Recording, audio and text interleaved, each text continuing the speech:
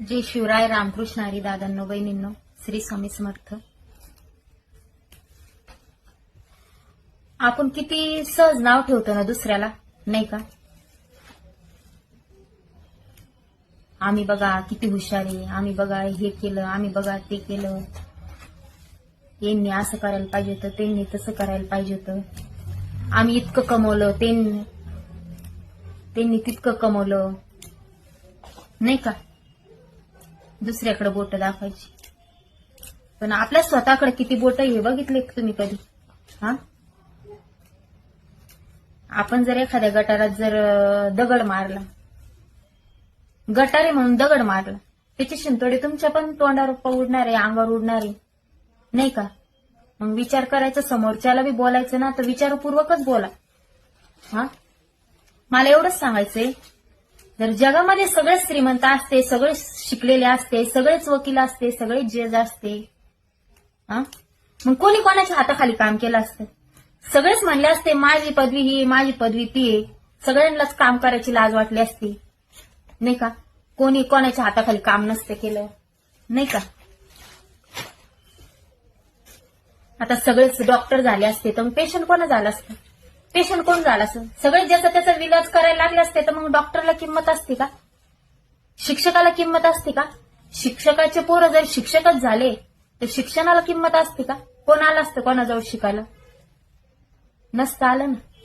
त्याच्यामुळं गरीब श्रीमंत मीडियम हे लावलेलंच आहे, कारण सगळेजण सारखे नसतात. पाची बोट तर काही सारखे नाही आपले, बघताय ना तुम्ही? हाय का कोणते सारखे? करंगळी त्याच्यापेक्षा लहान आहे, मधलं बोट त्याच्यापेक्षा मोठे, अंगठा बघा बरं किती मोठ्या अंतरावर आहे, हाय का? नाही ना. मग तुम्ही कसं काय ठरवता?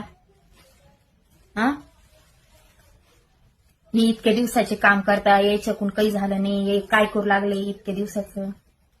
हा, तुम्हाला काय गरज पडली दुसऱ्याच्या लाईफ मध्ये डोकून बघायची? आपली लाईफ बघा ना, आपण कसं जगतोय तर. हा, मला एवढंच सांगायचंय, जे कष्टानं कमवून खातं ना त्याला थोडा उशीरच लागतो, आणि ती इज्जतीचा असतं. प्रत्येक घास आहे ना त्याचा इज्जतीचा असतो, मेहनतीचा असतो, घामाचा असतो. त्या माणसालाही बोललं जातं ना, तुम्ही कसं कमवलंय, काय कमवलंय, हा, बोललं जातं त्या माणसाला. पण ते का बोलत नाही? नको बा, ते मूर्ख झालं म्हणून आपण मूर्ख व्हायचं नाही ना. मग कशाला तुलना करायची? हाय ते त्या परिस्थितीत सुखी आहे, झोपडीत का होत नाही ते सुखी आहे, पण तुम्ही इकून तिकून याला त्याला म्हणून जर म्हणत राहिले यांनी काय केलं, काय करताय ते इतक्या दिवसाची, त्याच्याकडून घर नाही झालं, त्याच्याकडून आमकं नाही झालं, हाय ती परिस्थिती तशीच आहे त्यांची. हा, ते म्हणायला आले तुमच्या दारामध्ये का भीक मागताय तुमच्या दारामध्ये? माझ्याकडे काही नाही, तू तुझी रूम दे राहायला, तुझा बंगला आहे तर आम्हाला राहू दे. हा, एवढ्या कोरोनाच्या काळात तो डगमगला नाही, तो व्यक्ती, ती जोडी डगमगली नाही, त्यांनी कोणाच्या हाताकडे बघितलं नाही, कोणाच्या समोर हात पसरला नाही. त्या जोडीला तुम्ही काय म्हणता, गरीब समजता? गरीब समजत असेल तर तुम्ही आमच्यापेक्षा गरीब.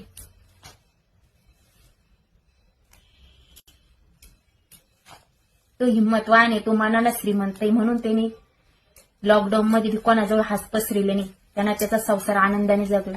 कोणाच्या घरी नाही, दारी नाही, कोणाला म्हटलं नाही 4 पैसे दे म्हणून. तुम्हाला काय अधिकार आहे का तुम्हाला 100 वेळेस फोन लावतात ते, व मला पैसे द्या, असं द्या, तसं द्या? नाही ना, त्याच्या लाईफ मध्ये ते खुश आहे, कोणाला काही मागत नाही.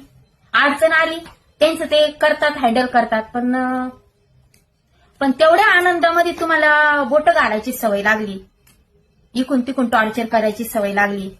त्या जोडीमध्ये तुम्ही भांडणं लावायची हे चालू आहे तुमचं. पण भांडणं लागणार आहे का? त्याच्यासारखी कट्टर खिलाडी कोणी नाही. तुम्ही जेव्हा चाल टाकायचा प्रयत्न करता ना, तुम्ही जेव्हा चाल निर्माण करता तेव्हा त्याच्या अगोदर आम्हाला तुमची प्लॅनिंग माहित राहते, तर म्हणजे तपीला आम्हाला तेव्हाच ओळखू येत. आम्ही कष्टानं कमवतो, कष्टानं खातो, म्हणून मागे आम्हाला भामटे चाळे कधी आले नाही आणि येणारही नाही. कारण की माणसाचा जन्म एकदाच येतो.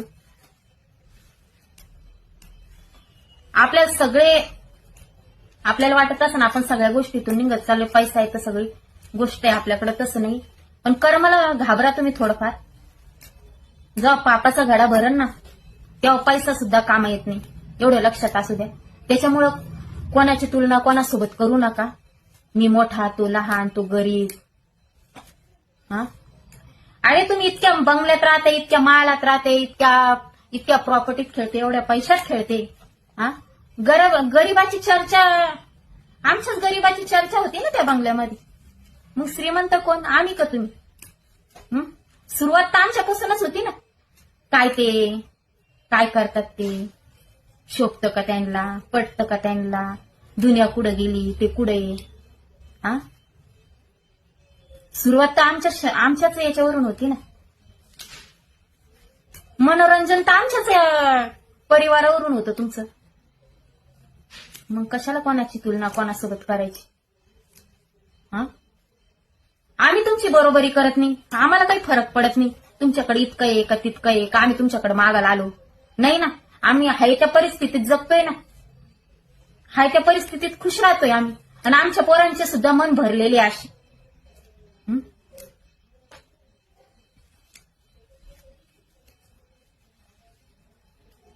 तुम्ही आम्हाला किती डगमगाचा प्रयत्न केला तर आम्ही डगमगणार नाही. आम्ही सुखी. आमची गरिबी जरी असली तर त्या गरीबाच्या झोपडीमध्ये मेहनतीचा घास आहे. आम्हाला कोणी म्हणणार नाही तू असं केलं का तसं केलं म्हणून. इज्जतीत आहे आम्ही. भरपूर काही बोलला जातो, पण आम्ही पण नको बा कशाला रिकाम भांडण, नाही का.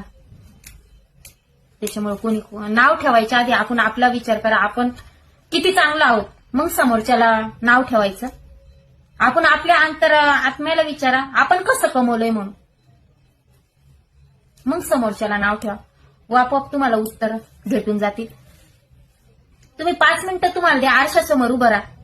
मी कसं कमवलंय, कष्टानं कमवलंय का लोकांचे मुडके मोडून कमवलंय, हे तुम्ही तुमच्या आरशासमोर जाऊन उभं राहून विचारा. तुम्हाला प्रश्नाचं उत्तर नक्कीच भेटून जाईल. मग विचार करा समोरच्याला आपण नाव ठेवायचं का कसं करायचं. त्याच्यामुळे मी सांगते तुम्हाला, तुम्ही तुमच्या घरी सुखी, आम्ही आमच्या घरी सुखी, नाही का. कोणाचंच असं मन दुखन असं वागू नका.